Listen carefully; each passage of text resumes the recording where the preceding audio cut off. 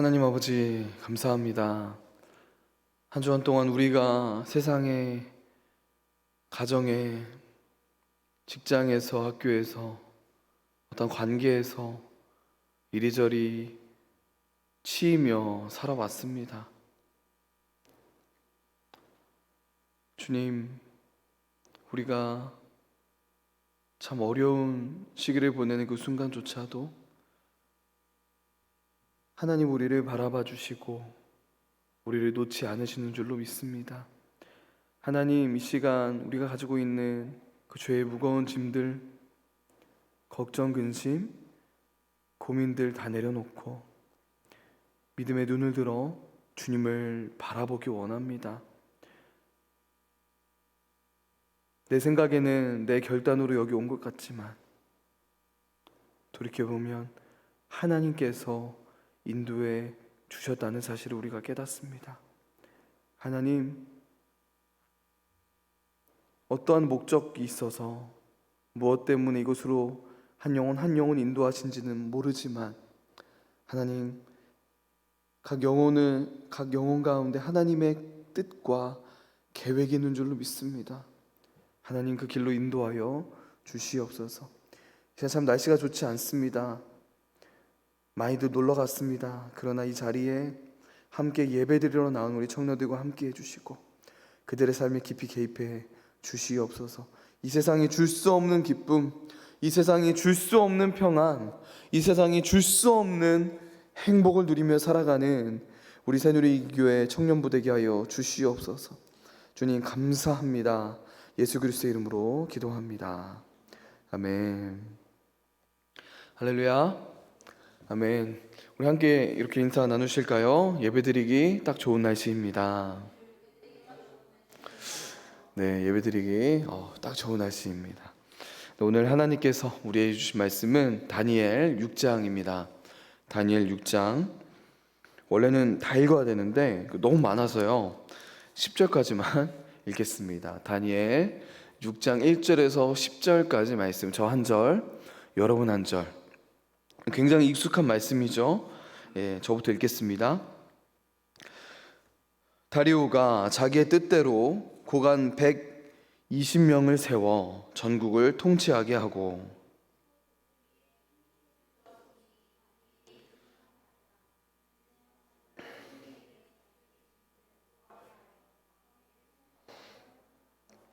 다니엘은 마음이 민첩하여 총리들과 고관들 위에 뛰어남으로 왕이 그를 세워 전국을 다스리게 하고자 한지라.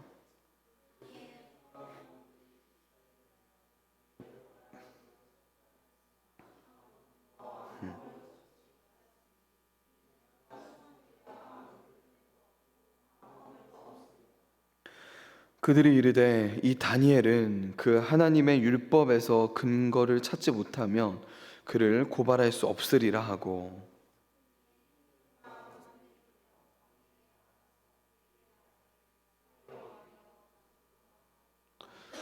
나라의 모든 총리와 지사와 총독과 법관과 관원이 의논하고 왕에게 한 법률을 세우며 한 금령을 정하실 것을 구하나이다. 왕이여, 그것은 곧 이제부터 30일 동안에 누구든지 왕 외에 어떤 신에게나 사람에게 무엇을 구하면 사자굴에 던져 넣기로 한 것이니이다.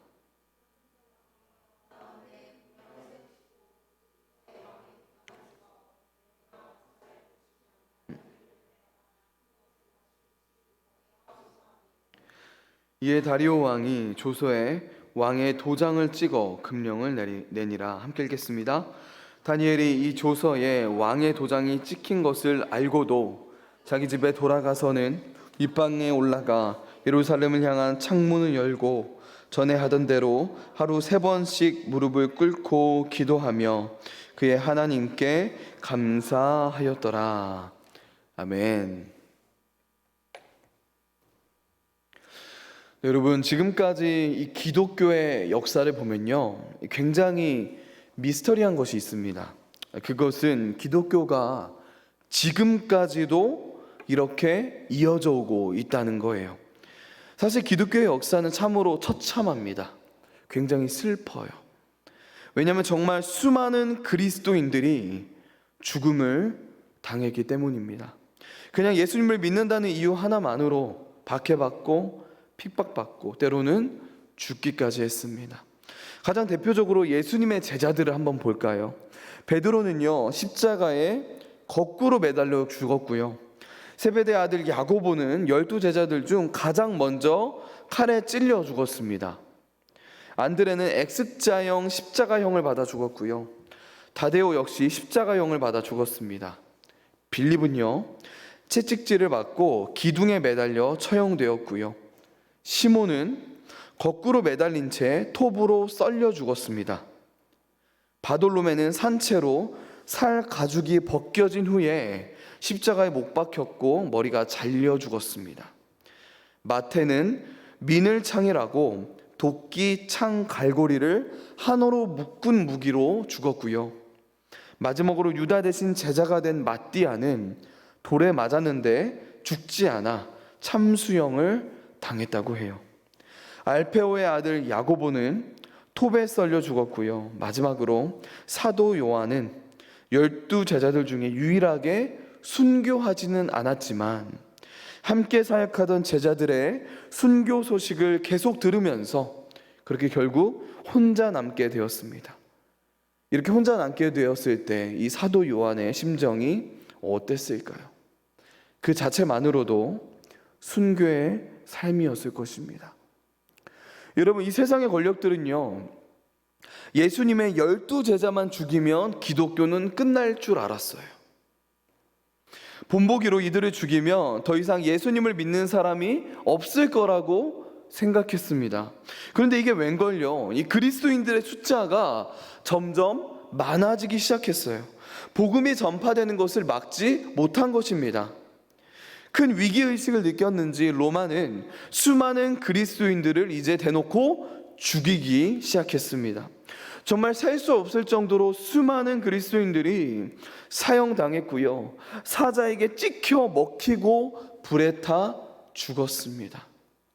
그 당시 세계 최강대국이었던 로마는 이렇게 그리스도인들을 계속 핍박하고 박해하면, 그리고 그들을 죽이면 결국 기독교는 없어질 것이라고 생각했다는 거예요. 그런데 이게 웬걸요?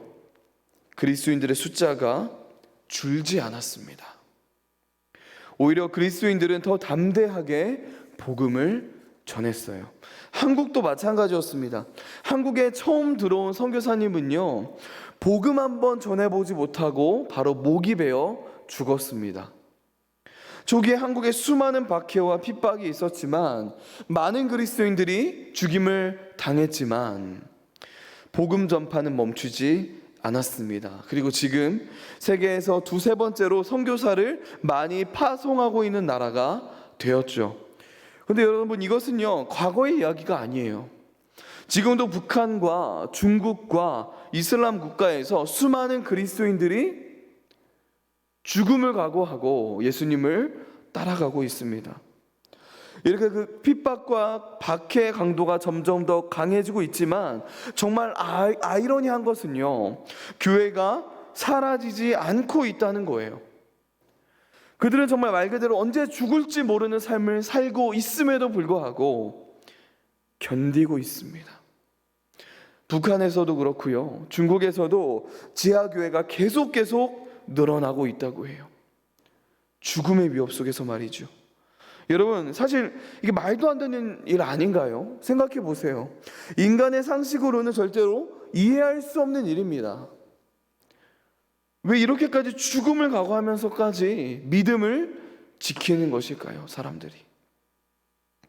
이 세상이 그리스도인들을 박해하고 핍박하고 괴롭혔습니다.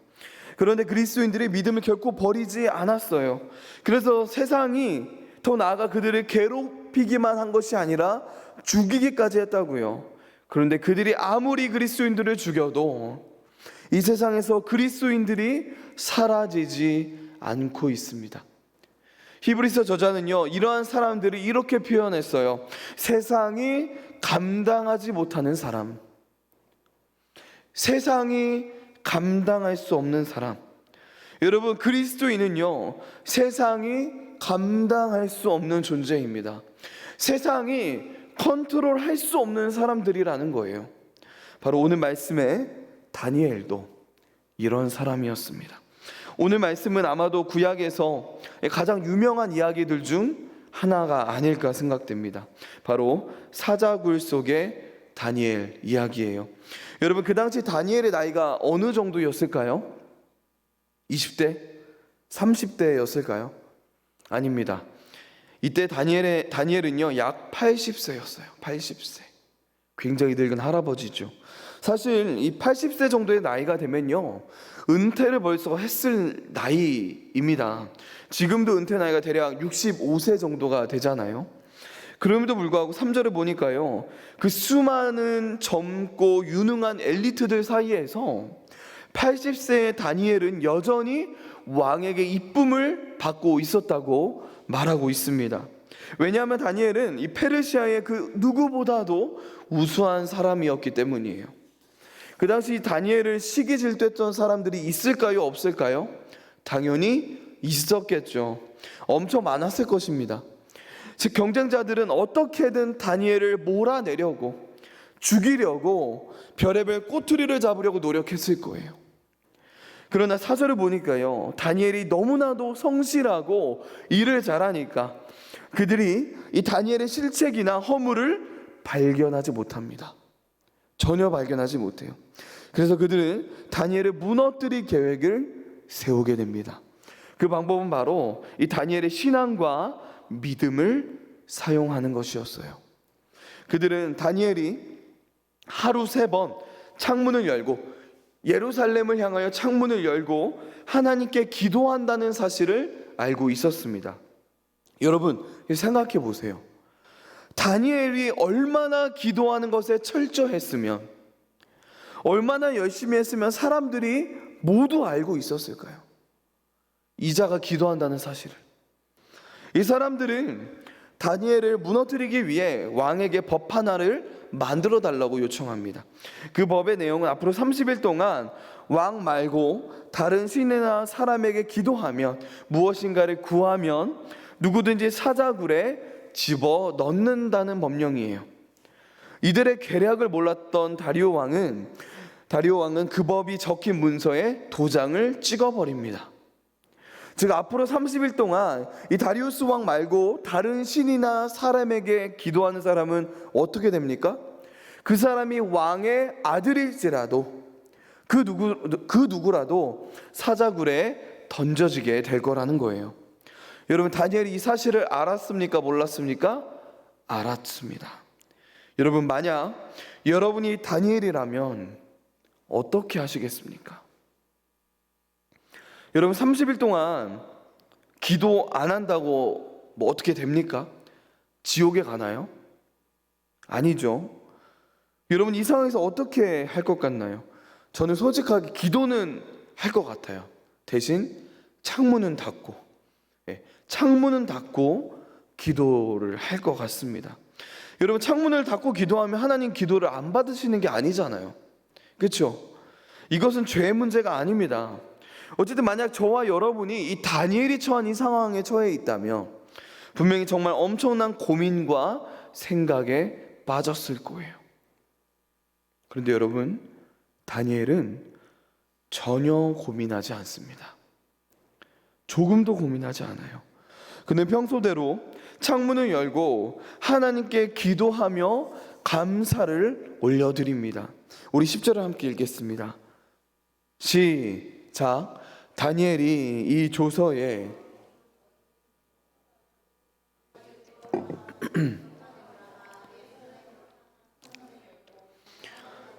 하루 3번씩 무릎을 꿇고 기도하며 그의 하나님께 감사하였더라. 아멘.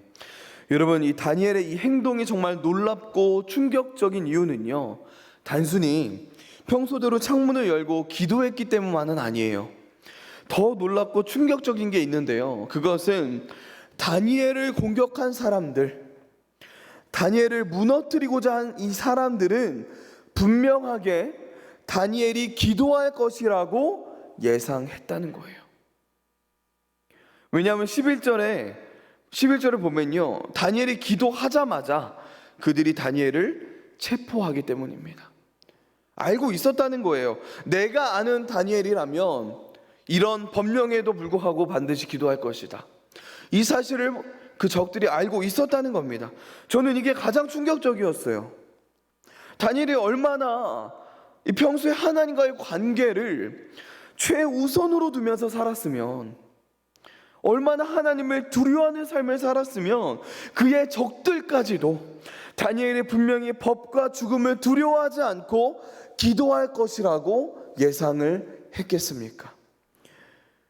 여러분, 우리는 결과를 알고 있죠. 사자굴로 떨어진 다니엘은 죽지 않습니다.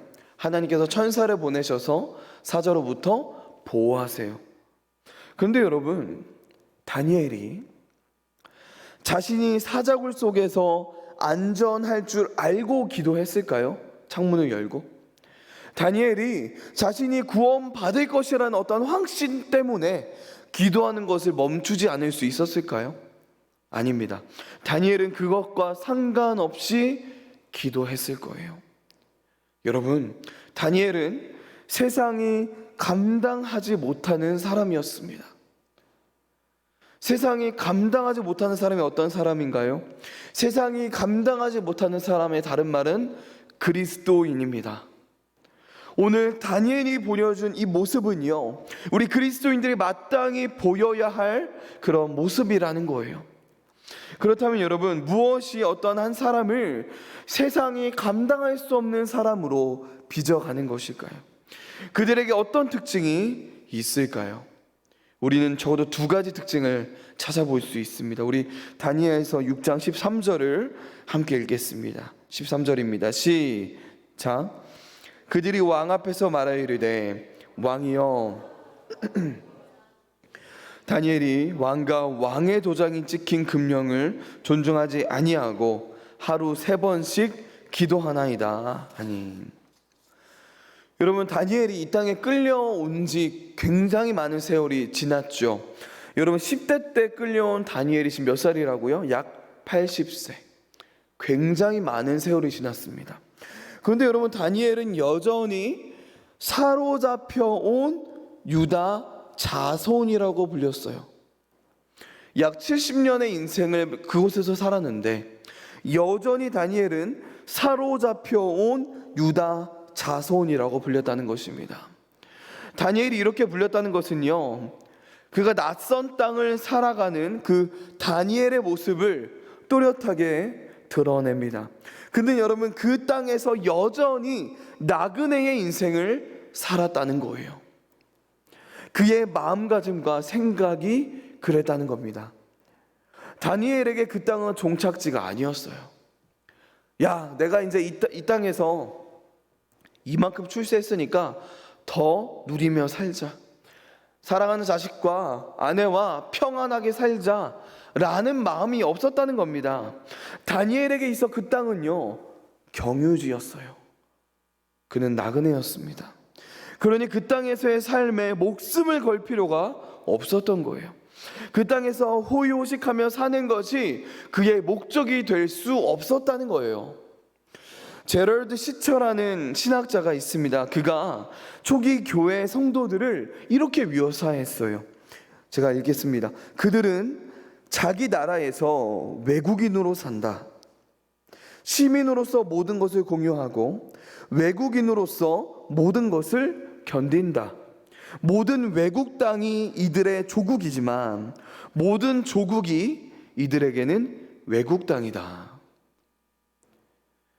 여러분, 이 세상이 믿음의 사람들을 감당할 수 없는 이유가 바로 이것입니다. 믿음의 사람들은 이 세상이 나의 전부라고 여기지 않는다는 거예요. 더 나은 본향이 그 하나님의 나라가 내 앞에 놓여 있다고 믿습니다. 그것이 그리스도인이죠. 여러분, 그렇기 때문에 믿음의 사람은요, 이 세상을 살아가면서 하나님만 의지할 수밖에 없는 거예요. 다른 것은 다 변하거든요. 무너지거든요. 여러분, 이 세상 사람들은 무엇을 의지합니까? 돈을 의지합니다. 집을 의지하죠. 나의 직장, 나의 경험, 업적, 그리고 나의 가족과 내가 이룬 어떠한 것을 의지합니다. 그러나 나그네가 의지할 분은 오직 한 분 하나님밖에 없다는 거예요. 그렇기 때문에 나그네는 행복할 수 있는 겁니다. 왜요? 이 세상에 오직 하나님만이 변하지 않으시고 우리의 영적인 필요를 공급해 주실 수 있기 때문입니다. 이 세상의 그 어떤 것들도 우리에게 만족을 주지 못해요. 이 세상의 그 어떤 것도 무너집니다. 변합니다. 그러나 하나님만은 변하지 않으세요. 여러분 생각해 보세요. 사람들이 이 땅에서 의지하는 것들이 있죠. 방금 나눈 것들이요. 그런 것들을 의지합니다. 그런데 그 모든 것들은 한순간 사라질 수 있다는 것을 우리는 뉴스만 봐도 알 수 있지 않습니까? 이 세상의 모든 것들은 흔들려요. 변합니다. 우리를 배신해요. 한순간에 사라져버릴 수 있다고요. 솔직하게 나를 지키지 못한다는 겁니다. 즉 이러한 것들은 우리가 의지할 대상이 아니라는 거예요. 그러나 오직 하나님만은 절대로 변하지 않으십니다. 하나님은 신실하세요. 회전하는 그림자가 없는 그 하나님께서는 언제나 눈동자처럼 그분의 자녀들을 보호해 주신다는 거예요. 여러분, 우리가 하나님 말고 어떻게 다른 것들을 이 땅에서 의지할 수 있겠습니까? 여러분, 이렇게 나그네는 오직 하나님만 의지할 수밖에 없는 존재입니다. 그리고 나그네는 고난 속에서도 하나님만을 의지하는 존재예요. 진정한 믿음은요, 여러분, 진정한 믿음은 고난 속에서 확인되어집니다. 그렇죠? 심내교 신약학자인 토머스 슈라이너라는 분이 이렇게 말했어요. 잘 들어보세요.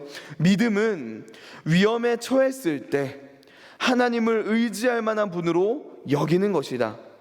믿음은 위험을 감수하고 하나님께 자신을 맡긴다. 인정을 받기 위해 사회나 문화를 바라보지 않는다. 여러분, 사도 바울 역시 이렇게 말했죠. 오직 하나님의 능력을 따라 복음과 함께 고난을 받으라. 여러분, 이것은요 1세기 에베소 교회를 목회하던 젊은 사역자였죠. 이 디모데에게만 해당되는 말이 아닙니다. 이 사도 바울의 말은 성경 전체의 가르침이에요. 여러분, 믿음은 이 땅에서 나그네로 살아가면서 고난 중에 하나님을 바라보고 의지하는 것입니다. 그것이 믿음이에요. 믿습니다. 내가 잘 될 줄 믿습니다는 어떠한 결단이 믿음이 아니라는 거예요. 내가 어떠한 상황 속에 있을지라도, 그것이 고난일지라도 어려움과 아픔일지라도 그 상황 속에서 하나님을 바라보고 하나님을 의지하는 것, 하나님을 붙잡는 것, 그것이 믿음이라는 거예요. 여러분, 고난을 두려워하지 않고 고난 속에서 하나님을 의지하는 사람을 어떻게 세상이 감당하겠습니까? 세상 모든 사람들은 이리저리 흔들리잖아요. 그렇기 때문에 세상에 감당할 수 있죠. 컨트롤할 수 있습니다. 세상의 뜻대로 그 사람들이 흘러가기 때문에. 그러나 우리는 그렇지 않아요. 이렇게 나그네의 정체성을 가지고 이 땅에서 오직 하나님만 의지하며 살아가는 것이 우리가 이 땅에서 누릴 수 있는 최고의 복이라는 사실을 여러분 기억하시기 바랍니다. 세상이 감당하지 못하는 사람의 두 번째, 마지막 특징은요, 왕이신 하나님의 통치를 받는다는 것입니다. 여러분, 다니엘과 다른 사람들의 가장 큰 차이가 무엇입니까? 바로 주인이 누구냐의 차이예요. 주인이 누구냐. 세상이 그리스도인들을 감당하지 못하는 이유는 그들의 주인이 예수 그리스도이기 때문입니다. 세상이 아닌 예수님의 통치를 받기 때문에 감당할 수가 없는 것이죠. 이 세상은 죄의 지배를 받거든요. 그리고 죄는 자신의 욕심을 위해 살게 만듭니다. 그러나 예수 그리스도의 종인, 예수 그리스도의 노예인 그리스도인은 예수님의 통치를 받으며 살아가죠. 그러므로 주인을 위해 살게 만든다는 거예요. 주인의 기쁨, 그분의 영광만을 위해서 살아가게 만든다는 겁니다. 종은 주인을 기쁘게 하는 삶을 살아요. 주인의 말에 기쁨으로 순종합니다. 주인과 함께 할 때 가장 큰 자유와 기쁨이 있어요. 여러분, 하나님의 통치를 받는, 하나님의 지배를 받는 다니엘에게 가장 중요했던 것은 하나님과의 관계였어요. 다니엘에게 있어 다른 그 무엇보다도 이 하나님의 관계가, 하나님과 이야기하고 하나님과 걸어가고 하나님을 생각하고 하나님을 살아가는 그 시간이 그에게 가장 중요했다는 것입니다. 그는 그 당시 최강대국이었던 그 페르시아의 통치가 아니라, 페르시아의 그 다리오 왕의 통치가 아니라 하나님의 통치를 받고 있었어요. 적들조차도 다니엘이 그 어떤 방해에도 기도할 것이라는 것을 알았습니다. 그들도 알았던 거예요. 얘는 왕 말 안 들어. 얘가 믿는 하나님의 말만 듣는 자야 라는 것을 그들의 적들도 알았다는 거예요. 그 정도로 하나님과의 관계는 다니엘에게 있어 가장 소중하고 가장 중요했던 것입니다. 이것이 특징인 거예요. 하나님의 통치를 받는 그 사람의 특징, 하나님과의 관계를 소중하게 여깁니다. 여러분, 이렇게 하나님의 통치를 받는 사람의 또 다른 특징이 있는데요, 그것은 하나님을 인식하며 살아간다는 거예요. 내가 언제 어느 곳에 있든지 하나님을 인식한다는 겁니다. 일상 속에서 보이지 않는 하나님을 마치 보이는 것처럼 살아간다는 것입니다.